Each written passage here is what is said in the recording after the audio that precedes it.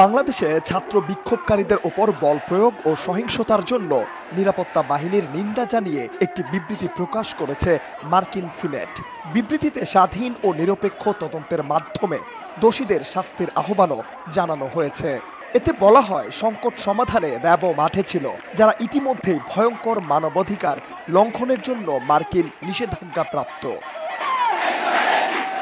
বিক্ষোভকারীদের ন্যায্য অভিযোগে জড়িত হওয়ার পরিবর্তে র্যাপিড অ্যাকশন ব্যাটালিয়ন সহ বাংলাদেশ নিরাপত্তা বাহিনী নৃশংস বল প্রয়োগ করে শত শত বিক্ষোভকারীকে হত্যা করে এবং আরও হাজার হাজারকে গ্রেফতার ও আহত করে। শান্তিপূর্ণভাবে সমাবেশ ও প্রতিবাদ করার অধিকার গণতান্ত্রিক সমাজের অন্যতম ভিত্তি। আমরা নিরাপত্তা বাহিনীর মানবাধিকার লঙ্ঘনের বিষয়ে অবিলম্বে একটি স্বাধীন ও নিরপেক্ষ তদন্ত পরিচালনা করার পাশাপাশি বিক্ষোভকারীদের অধিকারকে সম্মান এবং তাদের অভিযোগের সমাধান করার জন্য বাংলাদেশি কর্তৃপক্ষকে আহ্বান জানাই।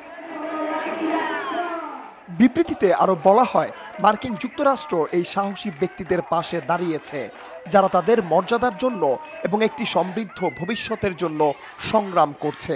আমরা বাংলাদেশ মানবাধিকারের পক্ষে কথা বলতে থাকব এবং এই ধরনের অপব্যবহারের সঙ্গে জড়িতদের জবাবদিহি চাই।